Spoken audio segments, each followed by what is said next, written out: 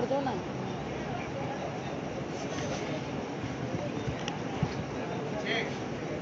कर देती हूँ। चला गुरु सुंदर सागर जी महाराज की, हरे का 108 मती माता जी की, चुलक सुपर सागर जी महाराज की, हरे का संघ की, आज उत्तम सत्य धर्म की, उत्तम सत्य धर्म का पावन दिन। करिश्मा दीदी से निवेदन करूं कि उत्तम सत्य धर्म पर अपने धर्म संबंधित विचार हम सबको अपने शब्दों के माध्यम से, अपनी वाणी के माध्यम से परोसेंगे।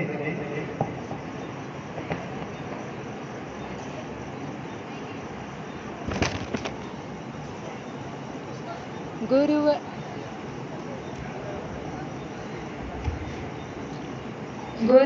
का सहरा बना 10 धर्मों का, गुरुवर ने पहरा हटाया कर्मों का। सत्य के बिना कभी सत्ता नहीं मिलती, झूठ की राहों में समस्याएं पनपती।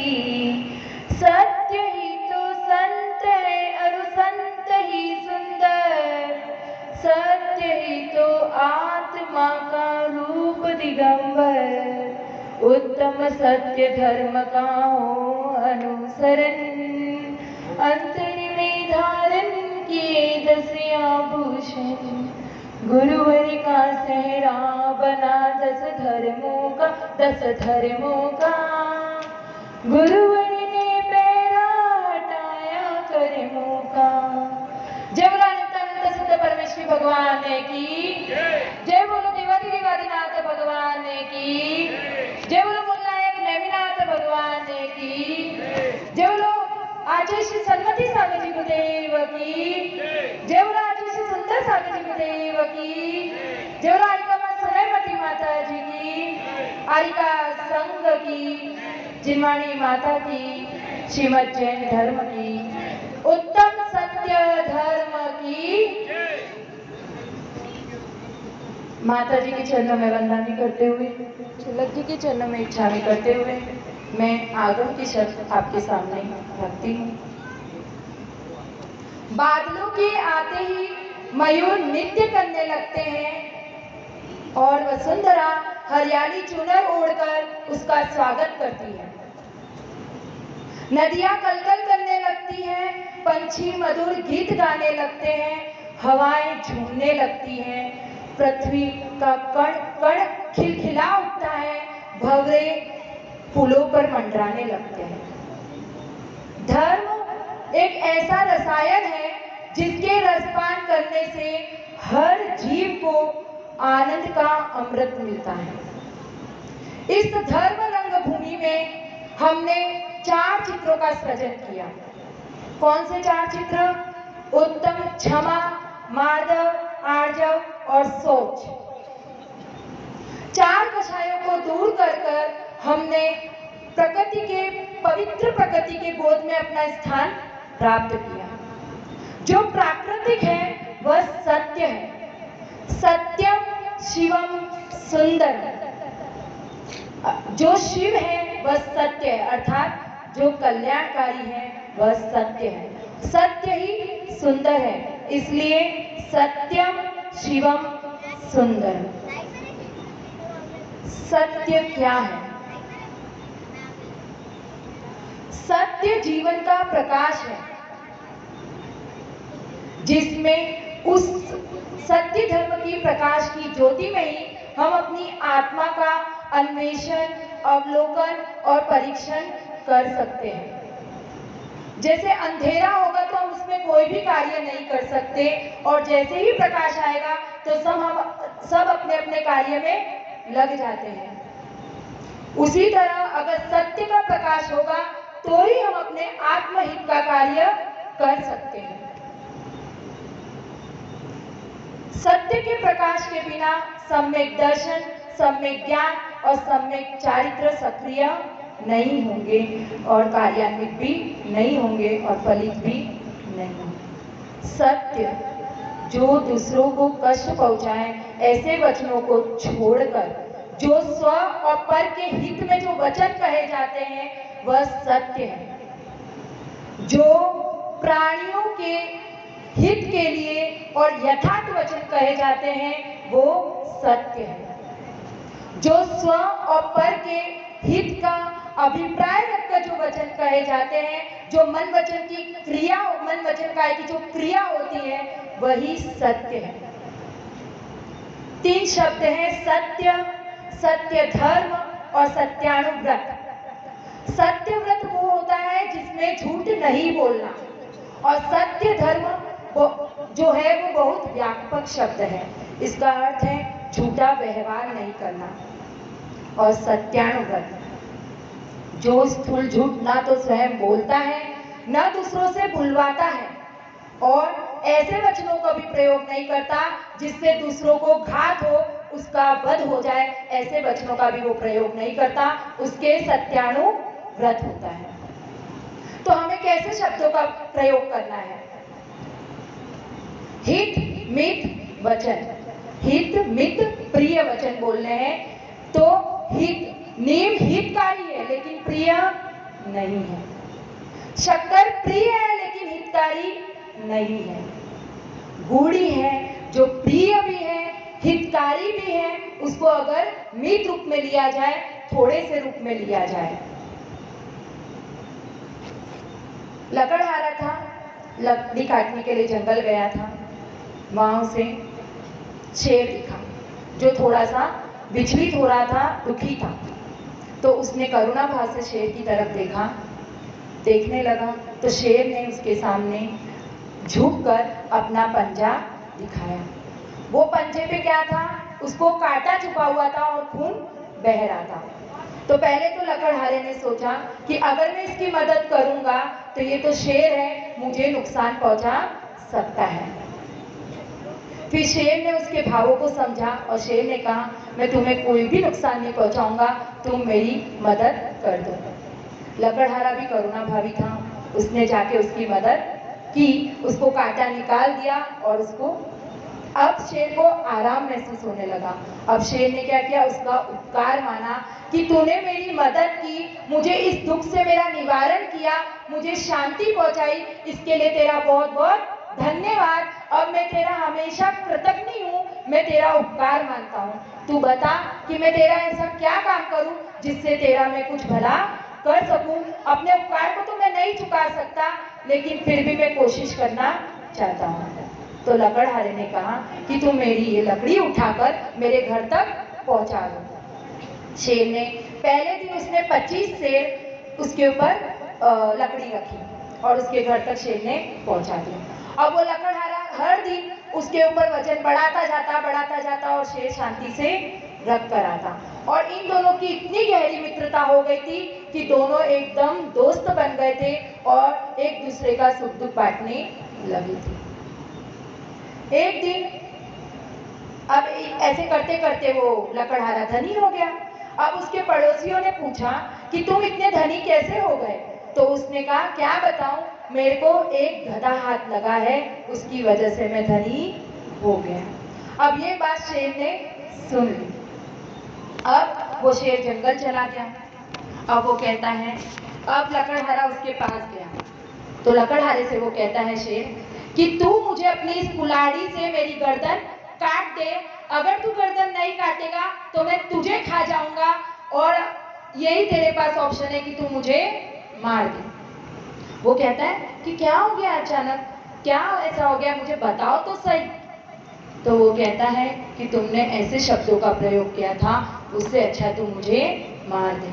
अब उस लकड़हारे के पास कोई ऑप्शन नहीं, अगर वो नहीं मारे तो खुद मरता है, और उसको मारने में कितनी तकलीफ हो रही थी, उसे बुरा लग रहा था कि मैंने ऐसे शब्द ही क्यों बोले कि आज मुझे ये स्टेप उठाना पड़ रहा है। और लकड़हारा क्या करता है? उसकी कुल्हाड़ी से गर्दन काट देता है। गोली से बूढ़ी बोली जो दिल को लग जाए, गोली से बूढ़ी बोली जो दिल को लग जाए, गोली सो सहले मनुज बोली सही न जाए। इसलिए हमें हित मित प्रिय वचन बोलने, ऐसे वचन नहीं कहने जिससे किसी के दिल को ऐसा आघात पहुंचे कि वो सहन ही ना कर सके। वचन कितने प्रकार के होते हैं? 4 प्रकार के होते हैं: सत्य वचन योग, असत्य वचन योग, उभय वचन योग और अनुभय वचन योग। सत्य और असत्य को तो सब जानते हैं, उभय वचन योग क्या होते हैं? क्या होता है?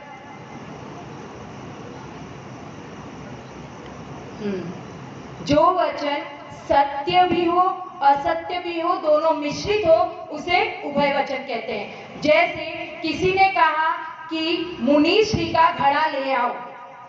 अब एक अपेक्षा से वो सत्य है कि उसमें वो पानी भरने के काम आता है, लेकिन वो कमंडल घड़े के आकार रूप नहीं है, उस अपेक्षा से वो असत्य है। ये हो गए उभय वचन। अब अनुभय वचन, अनुभय वचन क्या होते हैं? जो ना तो सत्य होता है ना असत्य होता है, वो वचन व्यर्थ हो जाते हैं, उसे कहते हैं अनुभय वचन। जैसे गुरुदेव ने उपदेश दिया, मुनिराजों ने दिव्य ध्वनि खीरी, तो उसमें जो दिव्य ध्वनि खीरी तो किसी ने उसको अपना लिया तो वो असत्य भी नहीं हुए, लेकिन किसी ने उसे नहीं अपनाया तो वो सत्य भी नहीं हुए, व्यर्थ चले गए। एक छोटी सी कहानी बताती हूँ। मुनिराज जो है वो सत्य और अनुभय वचन दोनों बोलते हैं। कैसे? एक व्यक्ति ने मुनिराज से कहा कि आप सत्य बोलते हैं, तो अपने हाथ मुट्ठी में चिड़िया रख ली और कहा कि बताओ ये चिड़िया मरी हुई है या जिंदा है। अब मुनिराज सोचने लगे कि अगर मैं कहूँ कि ये मरी हुई है तो ये उड़ा देगा, और अगर मैं कहूँ ये जिंदा है तो ये उसे मार देगा, और इसका अभिप्राय क्या है, मुझे गलत साबित करना। तो उस वक्त मुनिराज ने क्या वचन कहे कि जैसा तू चाहे वैसी इस चिड़िया की स्थिति है, तू चाहे तो ये मरेगी और तू चाहे तो वो उड़ जाएगी। ये होते हैं अनुभय वचन।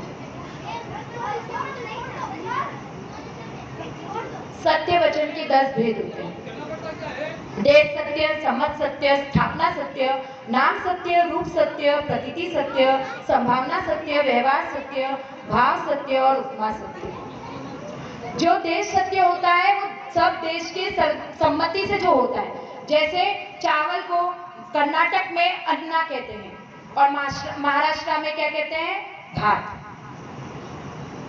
और सम्मत सत्य जो सबकी सम्मति से होता है, जैसे राजा की रानी को देवी कहना, वो सम्मत सत्य। स्थापना सत्य कि किसी मूर्ति और प्रतिमा में अपन ने चंद्र प्रभु की पुष्पदल की स्थापना कर दी, वो स्थापना सत्य हुआ। नाम सत्य, किसी मनुष्य में उसका नाम देव रख दिया, इंद्र रख दिया, वो नाम सत्य हुआ। रूप सत्य कि किसी पुरुष का चित्र बना हुआ है और उसको कह दिया वो चित्र है, उसमें चैतन्यता नहीं है, लेकिन फिर भी क्या कह दिया कि ये पुरुष है, वो रूप सत्य हुआ। प्रतीति सत्य में जो आता है वो सापेक्ष सत्य होता है, जो बताता है कि सीता मीरा से छोटी है, मीरा सीता से बड़ी है, इस अपेक्षा से जो कहा जाता है वो प्रतीति सत्य। संभावना सत्य वो होता है जिसमें संभावना होती है कि ये व्यक्ति ये काम कर सकता है। व्यवहार सत्य ये होता है कि जैसे कहें कि आटा पिसाने जा रहा हूँ, अभी आटा वो पिसाने जा रहा है या गेहूं पिसाने जा रहा है, लेकिन क्या कह दिया? आटा पिसाने जा रहा है, ये हो गया व्यवहार सत्य। भाव सत्य, कुछ समझ में अपन को नहीं आ रहा है लेकिन फिर भी आगम के शब्दों पर विश्वास रखना भाव सत्य है। उपमा सत्य, जिसमें अपन को उपमा दी जाती है, जैसे सागर है, पल्य है, ये सारी जो उपमा दी जाती है वो उपमा सत्य। अब आते हैं असत्य पे कि हम झूठ क्यों बोलते हैं। क्यों बोलते हैं? 4 कषायों के कारण हम झूठ बोलते हैं। लज्जावश हम झूठ बोलते हैं, मोह के कारण झूठ बोलते हैं, वैर के कारण झूठ बोलते हैं, कौतुकता के कारण झूठ बोलते हैं, और ऐसे ही मनोरंजन के लिए हम झूठ बोल देते हैं। अब झूठ बोलने का क्या कारण है? असत्य से हानि। एक बार बोला हुआ झूठ भी अनेकों सत्य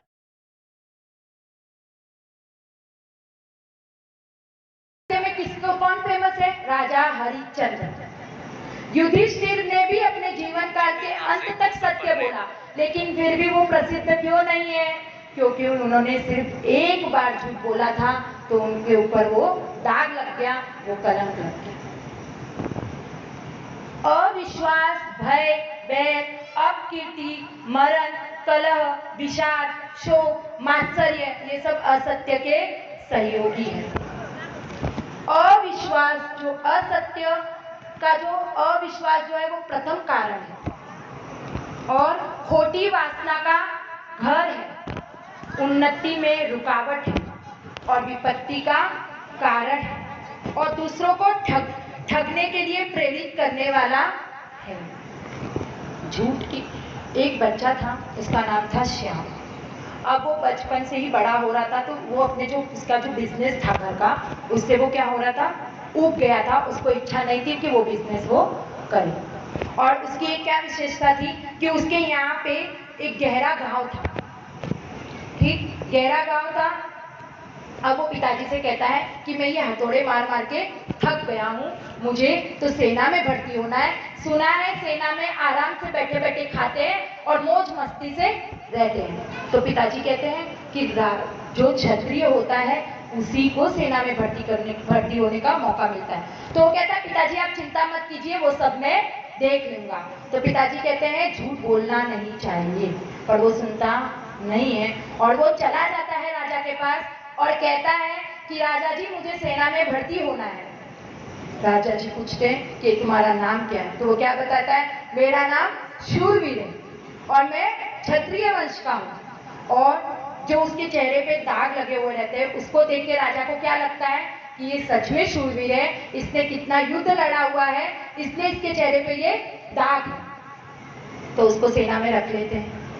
अब संयोगवश पड़ोसी राज्य का जो राजा होता है वो उसके ऊपर हमला करने आता है। तो अब राजा बुलाता है, कहता है कि शूरवीर आओ और तुम्हें युद्ध के लिए सेना को सुसज्जित करना है। अब वो सुनते ही वो श्याम जो होता है, शूरवीर जो होता है, वो डर जाता है। वो कहता है राजा जी मैं युद्ध क्या करूंगा, मेरे को तो युद्ध के नाम से ही कांपने लगता हूँ। तो मैंने झूठ कहा था कि मैंने युद्ध लड़ता हूँ। तो राजा ने क्या किया, उसी क्षण उसको मृत्यु दंड का आदेश दे दिया और उसी समय उसकी तलवार से गर्दन उड़ा दी। काट की हांडी एक बार ही आंच पर चढ़ती है। श्याम को सेना में जाना था लेकिन उसमें वीरता नहीं थी। ऐसे क्या होता है, एक झूठ बोलने पे हमें 100 झूठ बोलने पड़ते हैं और फिर भी वो पकड़ा जाता है क्योंकि झूठ के पैर नहीं होते। सच के समझौता कैसे होता है, देखो एक तो रमेश और सुरेश थे। अब रमेश ने क्या किया, सुरेश के 10 रुपए छीन लिए। अब दोनों के बीच में युद्ध होने लगा कि मेरे 10 रुपए छीन लिए, लड़ाई होने लगी। जब इसका कोई सल्यूशन इस पे नहीं हुआ तो कहाँ गए, पंचायत में उनको लेकर गए। अब पंचायत भी सुन रही है, इसके हैं करके वो थक गई। तो लास्ट में क्या निर्णय किया कि 5 रुपया तुम ले लो और 5 रुपया तुम ले लो। तो बताओ क्या ये न्याय हुआ? ये न्याय नहीं है, ये समझौता है और समझौते में हमेशा सच की हानि होती है। एक विद्वान ब्राह्मण राज दरबार में राजपुरोहित था, ठीक, राजपुरोहित था। वो क्या करता था, राजा को धर्मोपदेश देता था। अब राजा को धर्मोपदेश देता था लेकिन किसी कारणवश उसको बाहर जाना पड़ा। तो उसने क्या किया, अपने पुत्र से कहा कि तुम आज राजा को धर्मोपदेश दे देना। तो पुत्र गया, राजा को धर्मोपदेश देने लगता है और कहता है कि जो एक बूंद शराब की पीता है वो नरकों में जाता है। अब राजा को गुस्सा आ गया, क्रोध आ गया कि मैं तो शराब, क्यों क्रोध आया, क्योंकि वो शराब पीने का आदी था। अब राजा ने क्या किया, उसको मृत्यु दंड दे दिया और उसको कारागृह में डाल दिया। अब ये बात पूरे राज्य में फैल गई, सबको पता चल गई। तो उड़ते उड़ते बात वहां पे भी पहुंच गई विद्वान के पास। तो वो विद्वान आया दौड़ते हुए कि राजा साहब ऐसा क्या हुआ कि आप मेरे पुत्र को मृत्यु दंड दे रहे हो, मुझे बताइए। तो राजा कहता है कि राजा सारी बात उसको बता देता है। तो विद्वान क्या कहता है, विद्वान कहता है कि राजा जी उसने सही कहा, आपने समझने में गलती कर दी। तो राजा कहता है मैंने क्या गलती कर दी? तो वो कहता है कि एक बूंद पीने से नरकों में जाते हैं, लेकिन आप तो पूरी की पूरी बोतल पी जाते हैं, तो आप तो वैकुंठ धाम में जाकर ही विराजमान होंगे। तो राजा खुश हो जाता है और राजा उसको सम्मानित करता है और उसके पुत्र को छोड़ देता है। तो ये क्या हुआ? ये लोभ के वशीभूत अपने पुत्र को बचाने के लिए उसने सच की हानि कर दी। क्या सच अगर झूठ बोलेंगे तो क्या होगा? निंद वचन मिलेंगे, कौवे जैसी शब्द मिलेंगे, कौवे जैसी आवाज मिलेगी और मूर्ख अवस्थाओं को हम प्राप्त करेंगे। एक बार महर्षि रमन से किसी ने पूछा कि सत्य को जानने के लिए क्या करना चाहिए? तो महर्षि रमन ने कहा जो जाना हुआ है उसे भूल जाओ। तो दो चींटियां थी, एक नमक के पहाड़ पे रहती थी और एक मिश्री के पहाड़ पे रहती थी। अब मिश्री वाली चींटी ने क्या किया? नमक वाली पहाड़ को अपने घर पे आमंत्रित किया और कहा, फिर वो नमक वाली चींटी आ गई। अब इसने क्या किया? मिश्री वाली ने अपना मिश्री खाने के लिए दिया। अब वो मिश्री खाती है, वैसे ही वो चींटी थूक देती है।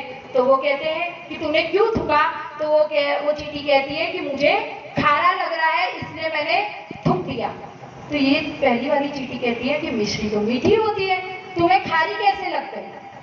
तो वो कहती है मुझे क्या पता मिश्री कैसी होती है, मुझे तो खारी लग रही है, मैं कैसे मान लूं कि मिश्री मीठी होती है?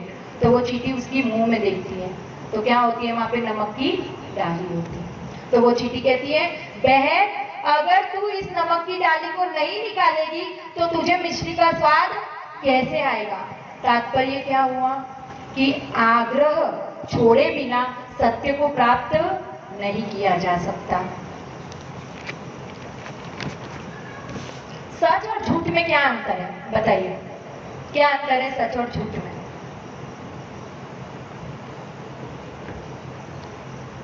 एक बार दरबार में अकबर ने पूछा राज दरबारियों से कि सच और झूठ में क्या अंतर है। कोई भी दरबारी जवाब नहीं दे पाया। अब अकबर ने क्या किया? बिरबल से पूछा कि सच और झूठ में क्या अंतर है। तो बिरबल ने कहा सच और झूठ में 4 अंगुल का अंतर है। तो कैसे? स्पष्टीकरण है, कैसे है 4 अंगुल का अंतर? अधिकतर जो हम कानों से सुनते हैं वो झूठ होता है और जो आंखों से देखते हैं वो सच होता है। तो ऐसे लगा के देख लो तो इसमें 4 अंगुल का अंतर है। अब हमें क्रोध को, सत्य को कैसे प्राप्त करना है, उसके उपाय क्या है?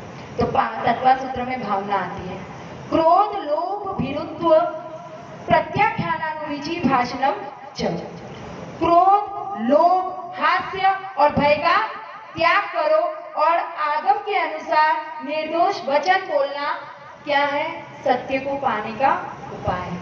और हमें ये भी सोचना चाहिए कि जब झूठ सुनना हमें पसंद नहीं है तो सामने वाले को सुनना कैसे पसंद होगा?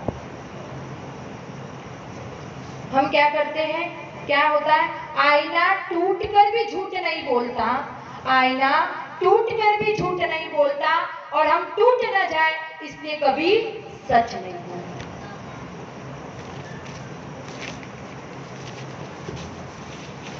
सत्य की महत्वता क्या है? सत्य की महत्वता, सत्यपरक व्यक्ति माता की तरह विश्वसनीय, गुरु की तरह पूजनीय और सज्जन व्यक्तियों की तरह सबको प्रिय होता है। जिस प्रकार सिंह को भूख भी लग जाए तो भी वो घास को नहीं खाता है, वो भूख से भला व्याकुल हो रहा होगा तो भी घास को नहीं खाएगा, तो उसी प्रकार चारित्रवान व्यक्ति भी संकट के काल में कभी भी सत्य को नहीं त्यागता, नहीं छोड़ता है। सत्य को कहने के लिए किसी शपथ की जरूरत नहीं होती, सत्य को कहने के लिए किसी शपथ की जरूरत नहीं होती, नदियों को बहने के लिए किसी पथ की जरूरत नहीं होती, जो बढ़ते हैं जमाने में अपने मजबूत इरादों पर, उन्हें मंजिल पाने के लिए किसी रथ की जरूरत नहीं होती, उन्हें मंजिल पाने के लिए किसी रथ की जरूरत नहीं होती। सत्य व्रत के प्रभाव से क्या होता है? सर्वजन में विश्वास होता है और वचन सिद्धि होती है और परंपरा से हम दिव्य ध्वनि के स्वामी हो जाते हैं। इतना प्रभाव है सत्य बोलने का। एक कहानी आती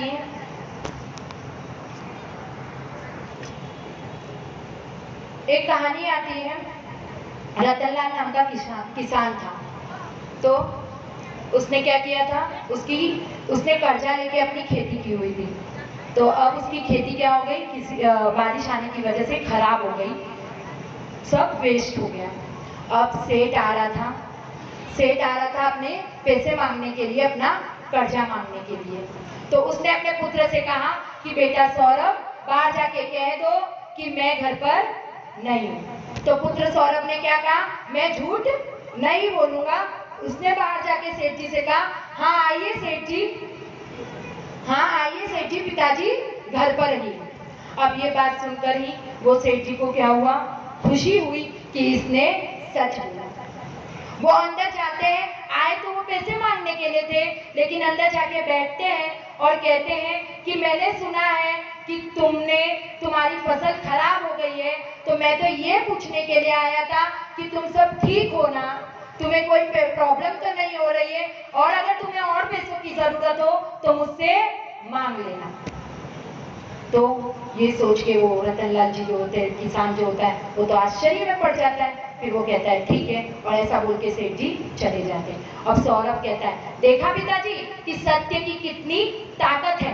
तो वो पिताजी क्या कहते हैं, इसमें सत्य की क्या ताकत है, वो तो उनको पता था, इसीलिए वो आ गए थे और मदद करने के लिए। इसमें तूने सत्य बोला तो क्या हुआ? तो वो सौरभ उदास हो जाता है।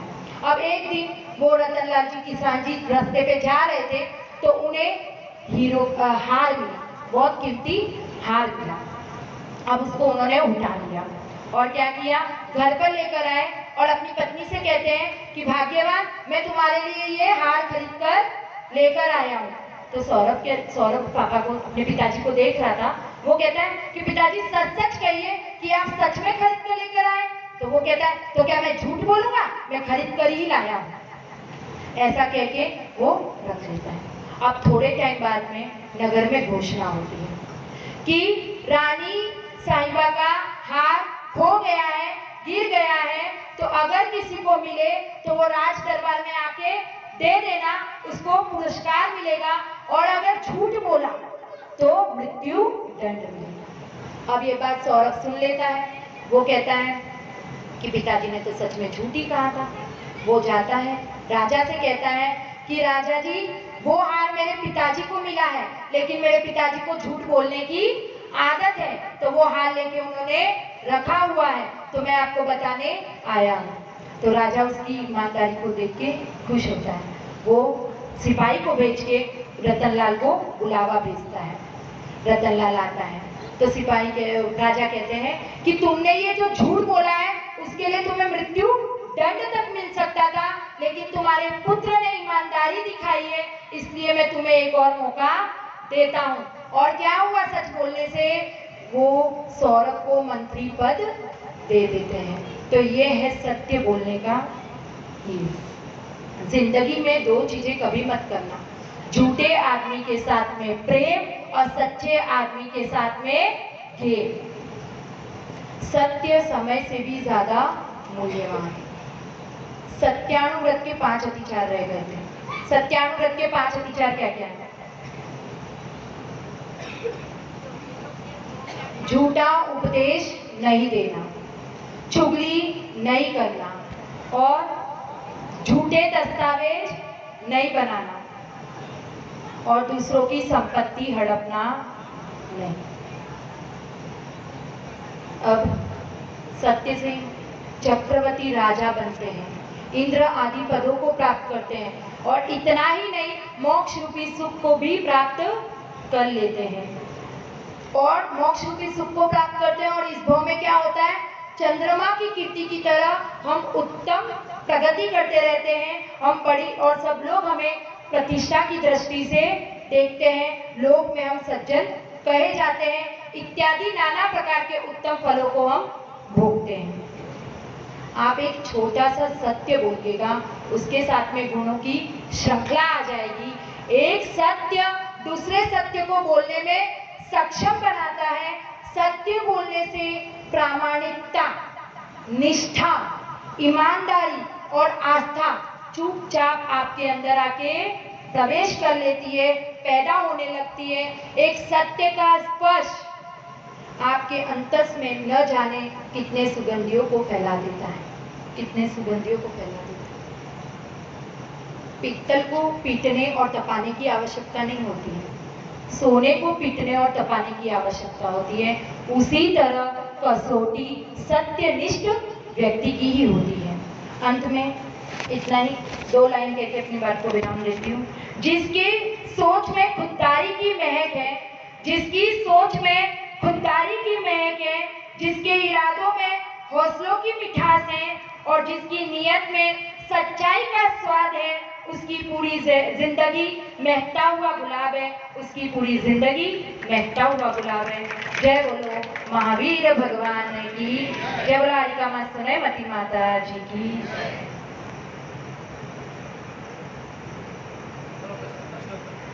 हाँ, प्रश्न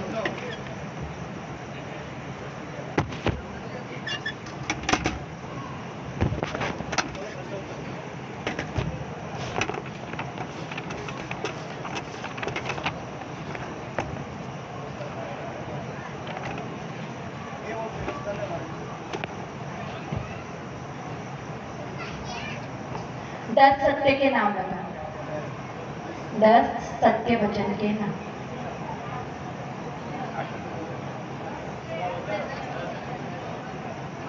वो क्या नाम है, चाहत दीदी को आ रहा है।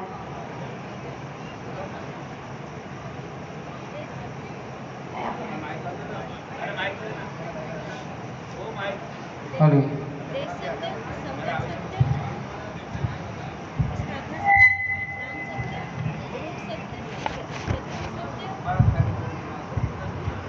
वापस बोल रहे देश सत्य, संवेद सत्य, स्थापना सत्य, नाम सत्य, रूप सत्य, प्रतीति सत्य, संभाव सत्य, व्यवहार सत्य, भाव सत्य, उपमा सत्य।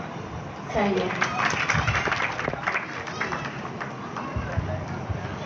आएगा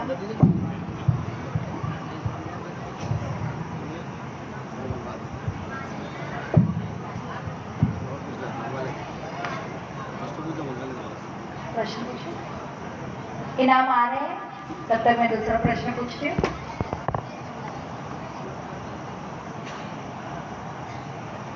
ऐसे कौन से प्रसिद्ध विद्वान पंडित जी ने सत्य धर्म का पालन किया, उसकी कहानी बताओ जो सुबह माता जी ने बताई थी। ऐसे कौन से विद्वान पंडित जी ने सत्य व्रत का पालन किया और उसकी थोड़ी संक्षेप में कहानी भी बता दी।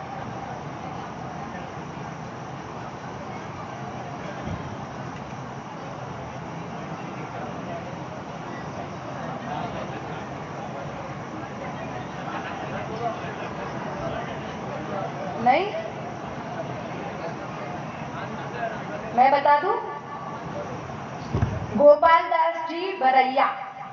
और कहानी क्या थी, वो 1 रुपए चुरा लेता है, याद आई 1 रुपए वाली कहानी, वो थी।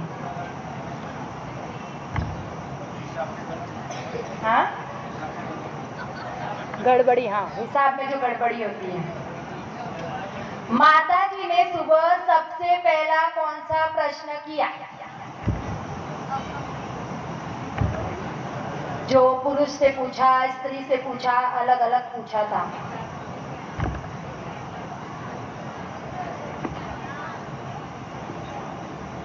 कौन है, याद है?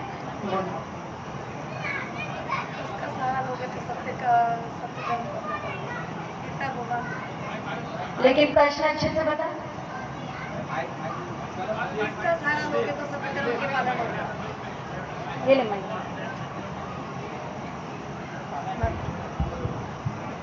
माता जी ने पूछा किसका सहारा लोगे तो सत्य धर्म का पालन कर पाओगे। यही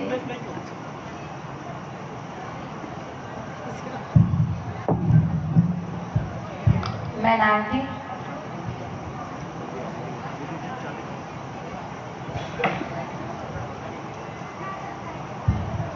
सत्य किसमें है? सत्य की बात ही नहीं थी, तभी तो मोदी जी ने सत्य जवाब दिया था। मैं बता देती हूँ किसके साथ से ये जीवन धन्य होगा। सत्य के साथ में नहीं, वीतराग भगवान के साथ में होगा। हाँ,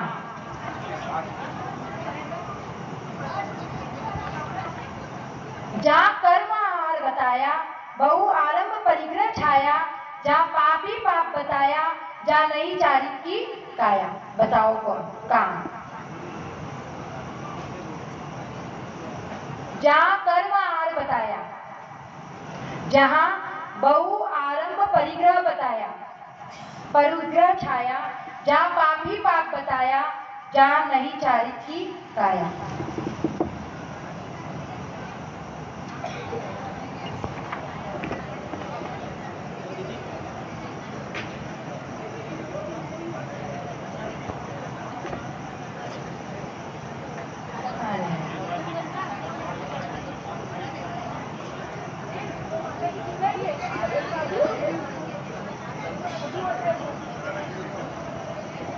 नरक।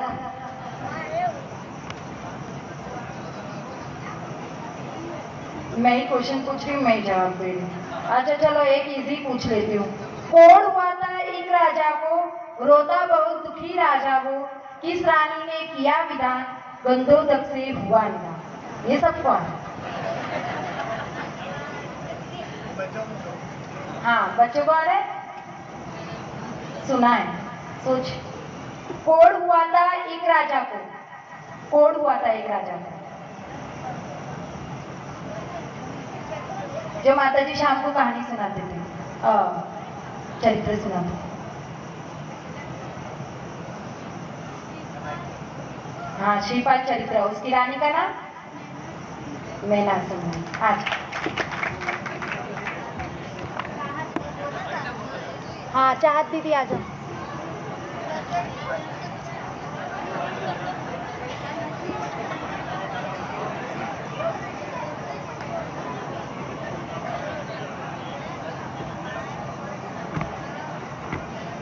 महानदी 14 बतलाई, जिनवन ने वाणी में गाई, एक नदी की कितनी नदियां, गिनती उनकी कहो तुम यहाँ।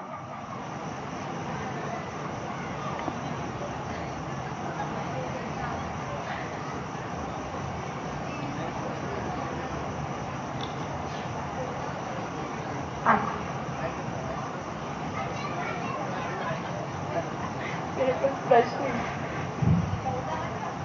हाँ, 14,000। 14,000 नदियां, सहायक नदियां जो होती है। एक अच्छा, यदि एक गाय का मुंह पूर्व में है तो पूछ किस दिशा में होगी?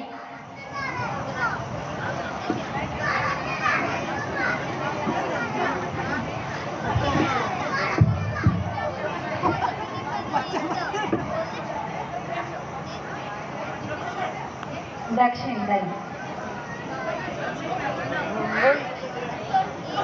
नहीं नहीं,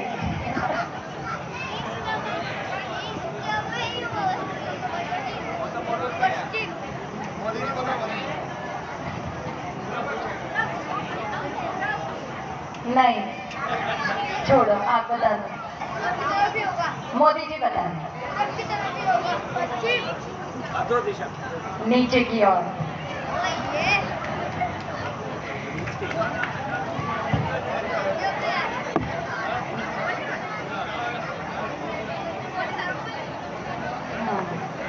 चलो, सत्यानुगत के 5 अतिचार नाम और कोई नया व्यक्ति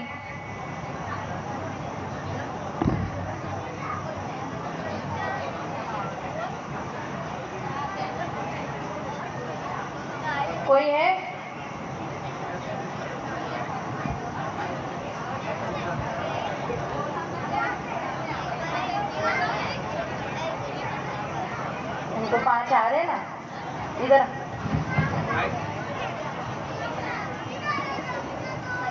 माइक का है, माइक का है, बोलो। मिथ्योपदेश रो व्याख्यान कुंडले क्रिया नासापार और साकार मंत्र होगा। सही है।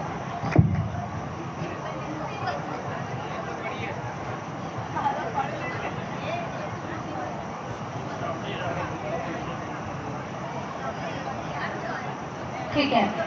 जय बोलो महावीर भगवान की।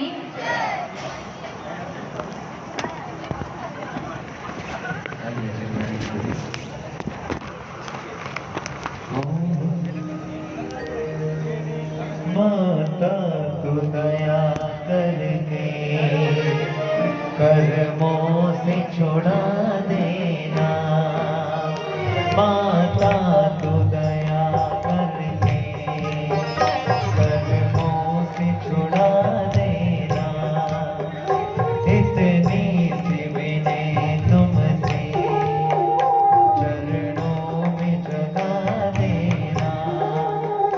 माता आज मैं भटका हूँ माया के अंधेरे में, कोई नहीं मेरा है इस कर्म के डेरे में, कोई नहीं मेरा है, तुम धीर बता देना, इतनी सी विनय तुमसे चरणों में लगा देना।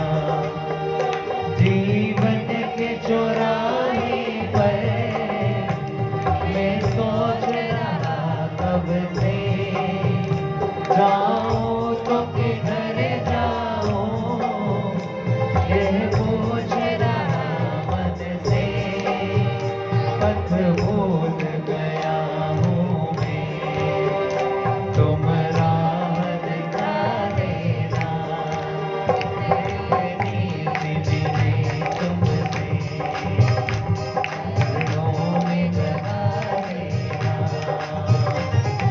सवारे के ज्ञान में तुझे जो पालो, शोभाने मस्तकलो सदा देवलो, तेज वाणी भारती तोहे चमोदित रे, जो तेरी शरणागति तो पावे सुखी, देव बलो हरिहंस को गुरु से वरन कर, दया धर्म पालो सदा मेरी मोक्ष का।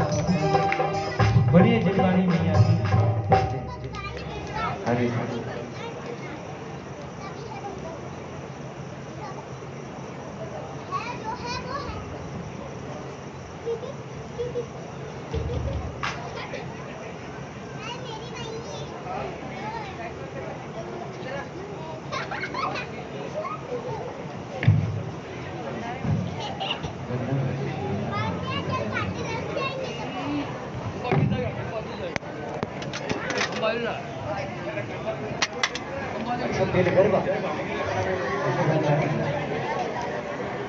देखी क्या नाटक? क्या है चलो आप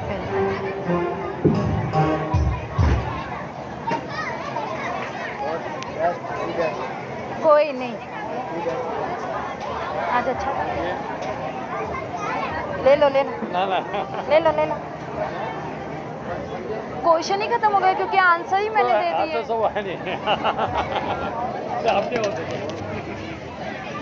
मुझे भी मिलना चाहिए ना, मैंने बोला दे देती ना। भाई बॉटल लेके तू क्या करती? चलो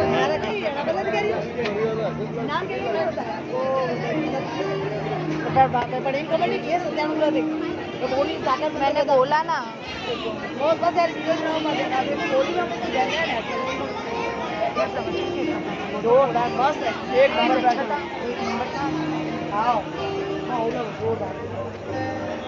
पहले भी बड़े चाहिए हाँ जी, बोलिए आदि ब्रह्मा आदि विष्णुदेव भगवान के, बोलिए जिंदार भगवान के, बोलिए पाठशाल भगवान के, साकार मंत्र वेदा तो लास्ट में बताया। बोलिए महावीर स्वामी की, बोलिए आचार्य भगवान 108 श्री विद्यासागर जी महाराज की।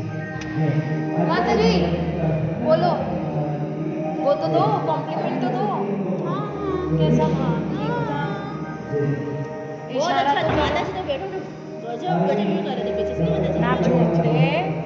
अच्छा था। और माता जी गजब गजब कर रहे थे, ये कैसे बोला आपने? माता जी की हाँ कौन सा पता पड़ जाता है माता जी बता दी। मैंने सारी स्टोरी बता दी ना।